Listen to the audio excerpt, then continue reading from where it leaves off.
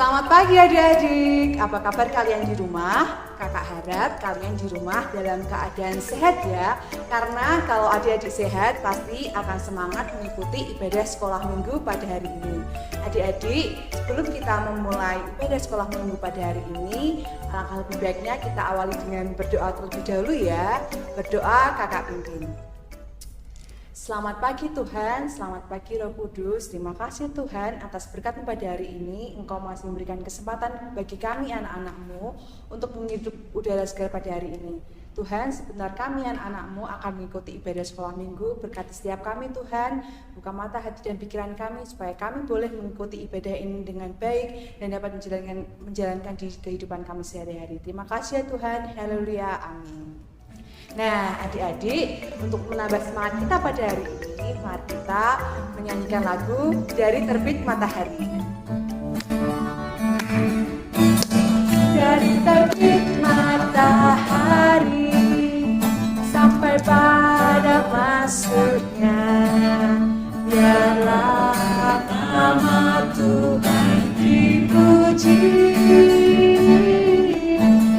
Dari terbit matahari sampai pada masuknya, biarlah nama Tuhan dipuji.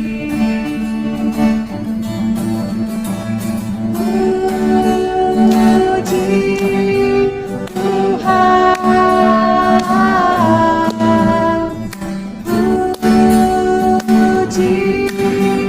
Tuhan,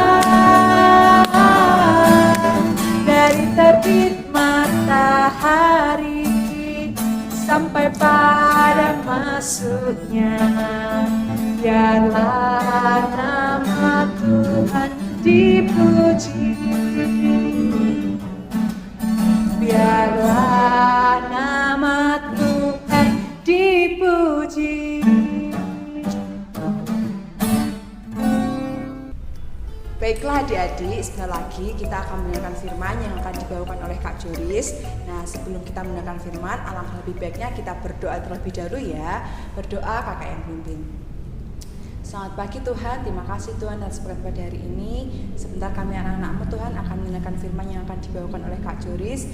Berkati anak-anak-Mu Tuhan supaya dapat mendengarkan firman-Nya dengan baik, dan berkati juga Kak Joris supaya dapat membawakan firman-Nya ini dengan baik, dan juga kami boleh menjalankan di kehidupan kami sehari-hari. Terima kasih ya Tuhan, haleluya, amin. Adik-adik yang diberkati oleh Tuhan Yesus Kristus, pembacaan kita pada saat ini terdapat dalam kitab Efesus pasalnya yang ke-6 ayat 10 sampai 20. Sekali lagi, kitab Efesus pasalnya yang ke-6 ayat 10 sampai 20. Kita baca secara bersama-sama dengan judul Perlengkapan Rohani. Akhirnya, hendaklah kamu kuat di dalam Tuhan, di dalam kekuatan kuasa-Nya. Kenakanlah seluruh perlengkapan senjata Allah, supaya kamu dapat bertahan melawan tipu muslihat iblis. Karena perjuangan kita bukanlah melawan darah dan daging, tetapi melawan pemerintah-pemerintah, melawan penguasa-penguasa, melawan penghulu-penghulu dunia yang gelap ini, melawan roh-roh jahat di udara. Sebab itu, ambillah seluruh perlengkapan senjata Allah, supaya kamu dapat mengadakan perlawanan pada hari yang jahat itu, dan tetap berdiri sesudah kamu menyelesaikan segala sesuatu. Jadi berdirilah tegap, berikat pinggangkan kebenaran, dan berbaju sirahkanlah keadilan. Kakimu berkasutkan kerelaan untuk memberitakan Injil dalam damai sejahtera. Dalam segala keadaan pergunakanlah perisai iman, sebab dalam perisai itu kamu akan dapat memadamkan semua panah api dari si jahat. Dan terimalah ketopong keselamatan dan pedang roh, yaitu firman Allah. Dalam segala doa dan permohonan berdoalah setiap waktu di dalam roh, dan berjaga-jagalah di dalam doamu itu dengan permohonan yang tak putus-putusnya untuk segala orang kudus. Juga untuk aku, supaya kepadaku jika aku membuka mulutku dikaruniakan perkataan yang benar, agar dengan keberanian aku memberitakan rahasia Injil yang kulayani sebagai utusan yang dipenjarakan. Berdoalah supaya dengan keberanian aku menyatakannya sebagaimana seharusnya aku berbicara. Sejauh firman Tuhan kita pada saat ini.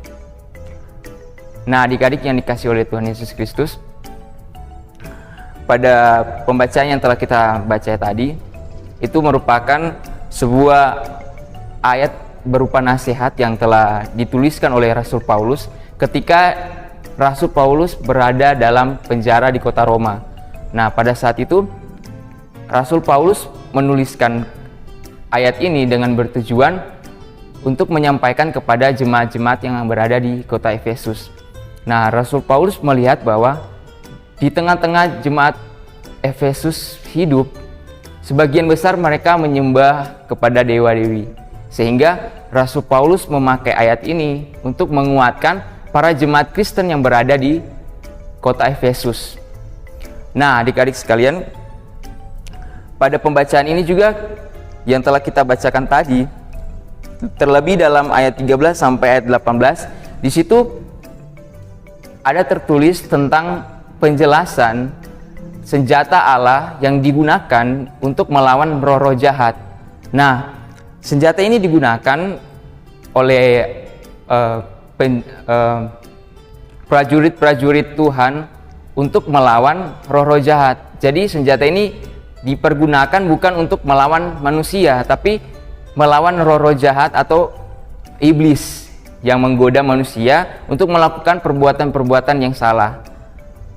Kalau adik-adik baca dari ayat 13, di situ ada senjata, terlebih di ayat 14 itu ada senjata yang bertuliskan bahwa berikat pinggangkan kebenaran dan berbaju sirakan keadilan, kakimu berkasutkan kerelaan untuk memberitakan Injil damai sejahtera dalam segala keadaan, pergunakanlah perisai iman, sebab dengan perisai itu kamu akan dapat memadamkan semua panah api dari si jahat, dan terimalah ketopong keselamatan dan pedang roh, yaitu firman Allah. Nah, dari sini kan kita dapat melihat bahwa senjata-senjata ini dipergunakan untuk melawan roh-roh jahat. Kak Joris punya cerita singkat. Jadi ada 3 sahabat yang berjalan ke suatu tempat. Ketiga sahabat ini bernama Markus, Lukas, dan Yohanes. Ketika mereka sedang berjalan, Markus melihat ada sebungkus kertas. Dan Markus mengatakan kepada temannya, yaitu Lukas dan Yohanes, coba lihat itu, sebungkus kertas itu. Dan ketika mereka melihat itu, ternyata di dalam isi sebungkus kertas itu berupa uang yang sangat banyak. Dan Lukas menanyakan kepada Markus dan Yohanes, uang ini kita harus pergunakan untuk apa? Tapi Markus tidak sepemahaman dengan Lukas, sehingga Markus mengatakan kepada Lukas bahwa uang ini bukan uang kita, ini bukan uang kepunyaan kita atau milik kita, sehingga kita tidak berhak untuk memakai uang tersebut. Kita tidak berhak untuk memakai benda tersebut. Sehingga Yohanes mengiyakan apa yang dikatakan oleh Markus. Yohanes juga mengatakan kepada Lukas bahwa kita ini anak-anak Tuhan. Setiap hari Minggu pagi kita selalu mendengarkan khotbah atau pembawaan firman Tuhan yang disampaikan oleh kakak-kakak guru sekolah minggu, dan menekankan sebuah penjelasan bahwa anak-anak Tuhan itu tidak bisa melakukan perbuatan-perbuatan yang salah, apalagi yang berbeda dengan apa yang dikatakan oleh Tuhan. Sehingga Markus juga tetap menasihatkan kepada Lukas, karena Lukas ini terus memaksakan kehendaknya atau pernyataannya supaya Markus dan Yohanes mengiyakan apa yang dia sarankan. Tapi ketika Lukas tersadarkan dengan perkataan yang dikatakan oleh Yohanes dan juga Markus, akhirnya mereka bertiga sepakat untuk mengembalikan uang tersebut kepada pemiliknya.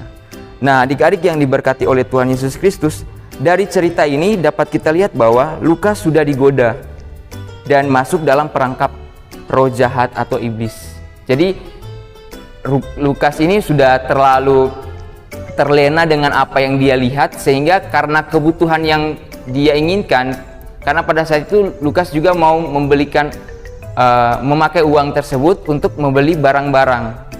permainan itu, mainan, sehingga karena kebutuhannya itu dia mau memakai barang yang bukan punya dia,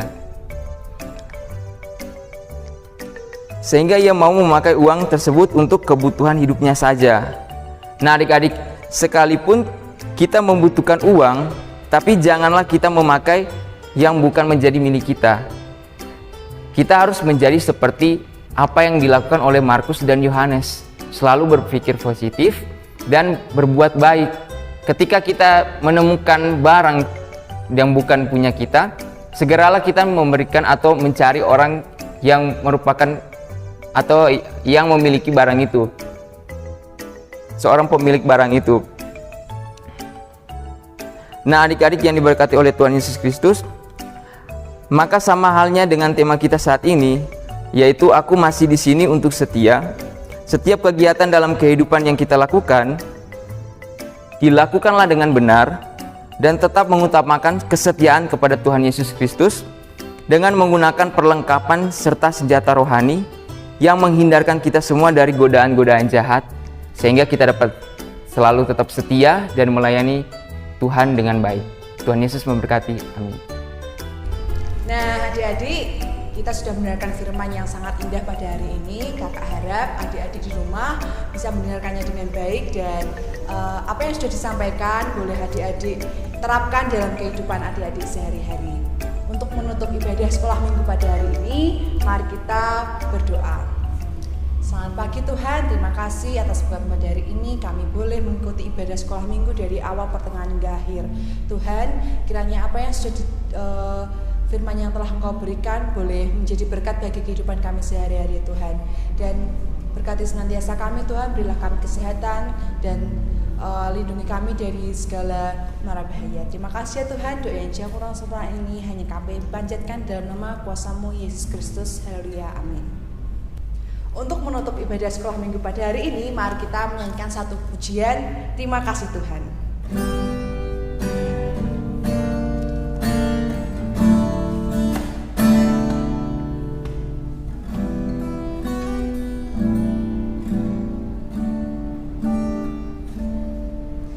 Terima kasih Tuhan untuk kasih setia-Mu yang ku alami dalam hidupku.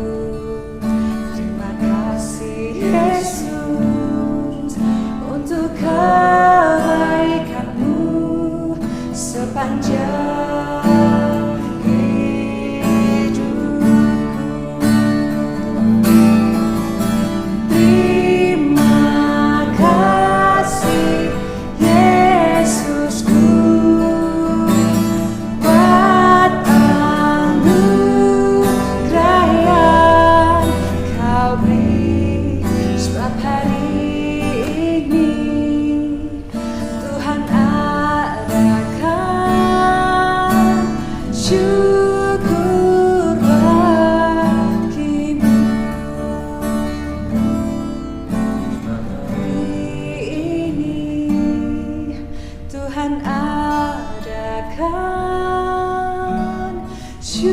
syukur bagimu.